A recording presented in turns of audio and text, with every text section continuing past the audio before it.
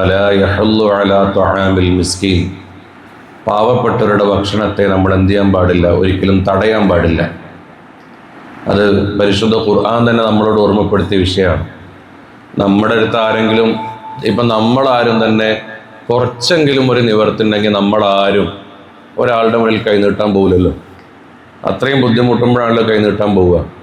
അപ്പം നമ്മുടെ അടുത്ത് ആരെങ്കിലുമൊക്കെ വരുമ്പോൾ, ഇപ്പം നമ്മുടെ പള്ളിയിലേക്ക് ആൾ വരികയാണെങ്കിലും വീട്ടിലോട്ട് ആൾ വരികയാണെങ്കിലും തട്ടരുത്. ഇനി ഒന്നുമില്ലെങ്കിലും ഒരു ഹൃദയം പറഞ്ഞുള്ളൊരു പുഞ്ചിരി സ്വതക്കയാണെന്നല്ല റസൂലുള്ളാഹി സ്വല്ലല്ലാഹു അലൈഹി വസല്ലം തങ്ങൾ പഠിപ്പിച്ചത്.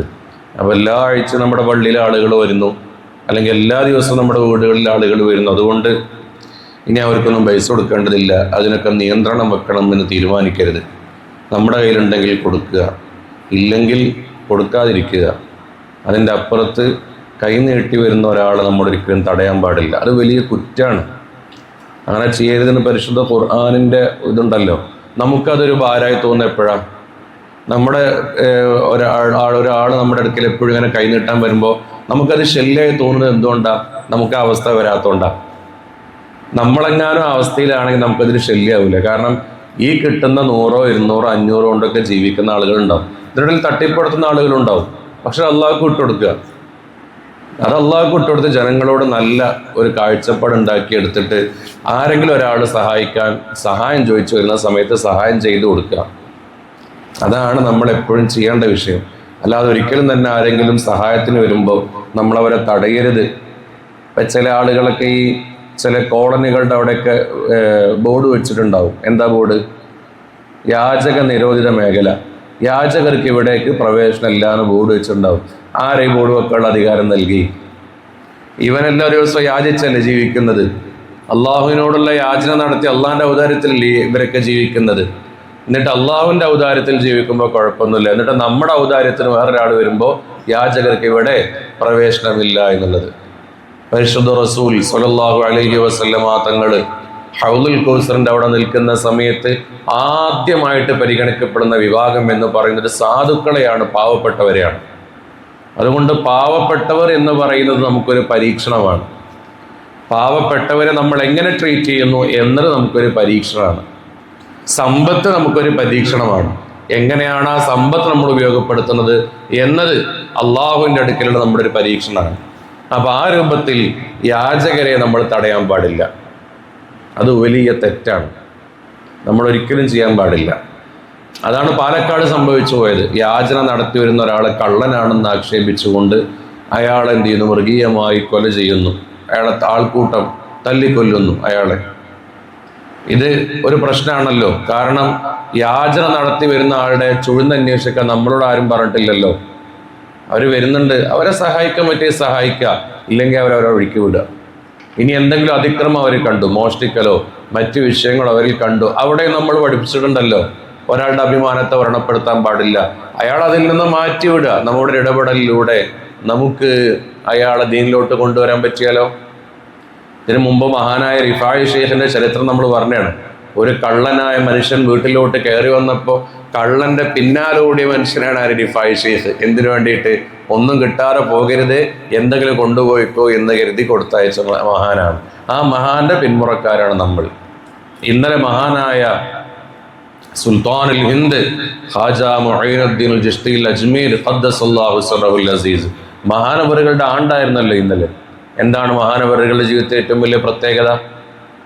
ജീവിതം കൊണ്ട് രക്തച്ചൊരിച്ചിലൊന്നും ഉണ്ടാക്കാതെ ജീവിതം കൊണ്ട് മാത്രം 96 ലക്ഷം ആളുകളെയാണ് ഇസ്ലാമിലേക്ക് അടുപ്പിച്ചത് മഹാനായ ഖാജ തങ്ങൾ.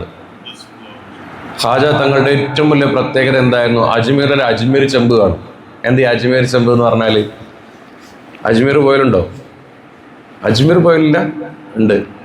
പോകാത്തവരൊക്കെ ഒന്ന് പോകണം.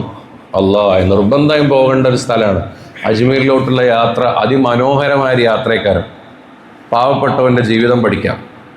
ഓരോ മനുഷ്യനും കഷ്ടപ്പെടുന്നത് എങ്ങനെയാണെന്ന് പഠിക്കാൻ പറ്റും. അതിൽ തന്നെ വിവരമില്ലാത്തൊരു മനുഷ്യരെ നമുക്ക് കാണാൻ പറ്റും. അപ്പോൾ നമുക്ക് മനസ്സിലാവും നമ്മളൊക്കെ വലിയ നിഅമത്തുള്ള ആളുകളാണ്, വലിയ വിവരമുള്ള ആളുകളാണെന്ന് മനസ്സിലാവും. അങ്ങനെ ഒരുപാട് കാര്യങ്ങളുണ്ടാവും യാത്ര ചെയ്യുന്ന സമയത്ത്. അപ്പോൾ ഹാജ തങ്ങളുടെ ജീവിതത്തിൽ ആ ഒരു അജ്മീർ ചെമ്പ് എന്ന് പറയുന്നത് എന്താ? അത് അവിടെ വരുന്നവർക്ക് ഭക്ഷണം കൊടുക്കാനുള്ളതാണ്.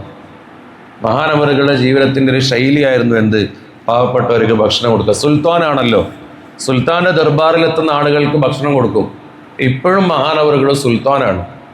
ധാരാളം ചരിത്രങ്ങൾ മഹാനവറുകളെ കുറിച്ച് പറയാനുണ്ട്. ഇന്ന് നമ്മുടെ വിഷയം അതല്ലാത്തത് കൊണ്ടാണ് ഞാൻ അതിലേക്ക് പ്രവേശിക്കാത്തത്. മറ്റൊരവസരത്തിൽ ഇൻഷാ അല്ലാഹ് നമുക്ക് പറയാം. അല്ലാഹു തആല തൗഫീഖ് നൽകി അനുഗ്രഹിക്കുമാറാകട്ടെ. അപ്പം ഞാൻ ഓർമ്മപ്പെടുത്തുന്നത് ഈ രൂപത്തിലൊരു വിശ്വാസി എന്ന് പറയുന്ന ആൾക്കുണ്ടാകേണ്ട ചില ഗുണങ്ങളാണ്. പാവപ്പെട്ടവരെ സഹായിക്കുക, മഹാത്മാക്കളിൽ നിന്ന് ജീവിതത്തിൽ പാഠങ്ങൾ ഉൾക്കൊണ്ടുകൊണ്ട് ആ പാഠങ്ങൾക്കനുസരിച്ചുകൊണ്ട് ജീവിക്കുക. ഇതൊക്കെ ചെയ്യുമ്പോഴാണ് നമ്മൾ വിശ്വാസിയാകുന്നത്. കഴിഞ്ഞ വെള്ളിയാഴ്ച നമ്മൾ ഓർമ്മപ്പെടുത്തി ദുഖുലു ഫി സിൽമി കാഫ, നിങ്ങൾ പരിപൂർണമായിട്ട് വിശ്വാസിയാകണമെന്ന് ഓർമ്മപ്പെടുത്തി. എന്താണ് നിങ്ങൾ പരിപൂർണമായി വിശ്വാസിയാകണമെന്ന് പറഞ്ഞതിൻ്റെ പിന്നിലെ താല്പര്യം എന്ന് പറയുന്നത് എന്താണ്? പകുതി എവിടെയും പകുതി ഇവിടെയും അത് പറ്റൂല. അതിനെ ഇസ്ലാം പ്രോത്സാഹിപ്പിക്കുന്നില്ല എന്ന് മാത്രമല്ല, അതിനെ ഇസ്ലാം പരിപൂർണമായിട്ട് നിരാകരിക്കുന്നുണ്ട്. അതുകൊണ്ട് നമ്മളൊരു വിശ്വാസിയാവുക എന്ന് പറഞ്ഞാൽ അതിൻ്റെ പിന്നിലെ താല്പര്യം നമ്മൾ പരിപൂർണമായി വിശ്വാസിയാകണം. അങ്ങനെ വരുമ്പോൾ ഒരു മുഅ്മിനിനുണ്ടാകേണ്ട യോഗ്യതകളെല്ലാം നമുക്കുണ്ടാകണം. ഒരു വിശ്വാസിക്കുണ്ടായിരിക്കേണ്ട യോഗ്യതകളെല്ലാം നമുക്കുണ്ടാവണം. വിശ്വാസികളുടെ യോഗ്യതകൾ നമ്മിലില്ലേ? നമ്മൾ നമ്മുടെ ശരീരത്തിലോട്ട് നോക്കുക. നമ്മുടെ സ്വന്തം ശരീരത്തിൽ ഒരു വിശ്വാസിക്കുണ്ടായിരിക്കേണ്ട യോഗ്യതകളില്ലേ? അള്ളാഹുവിൻ്റെ അടുക്കൽ നമ്മൾ പരിപൂർണനല്ല. ഏതെങ്കിലും ഒരു വിഷയം വരുന്ന സമയത്ത് മതത്തിൻ്റെ അപ്പുറത്ത് നമ്മുടെ കാഴ്ചപ്പാടുകൾ രൂപപ്പെടുകയാണെങ്കിൽ നമ്മളവിടെ വിശ്വാസിയല്ല. അപ്പൊ നമ്മുടെ കാഴ്ചപ്പാടുകളൊക്കെ മതത്തിൻ്റെ ഉള്ളിലിട്ടുകൊണ്ട് നമുക്ക് നോക്കിക്കാണാൻ പറ്റണം. മതം എന്ന് പറയുന്നത് വളരെ അനിവാര്യമായ കാര്യമാണ്. അപ്പൊ വിശ്വാസി എന്ന് പറയുന്ന ഒരാൾക്ക് ഈ ഭൂമി ലോകത്ത് ചില കമ്മിറ്റ്മെന്റ്സ് ഉണ്ട്, ചില കടമകളുണ്ട്. അത് കൃത്യമായിട്ട് നിർവഹിച്ചേ പറ്റൂ. ഇത് നിർവഹിക്കാത്ത ഒരാൾക്ക് പരിപൂർണ വിശ്വാസി എന്ന് പറയാൻ കഴിയില്ല.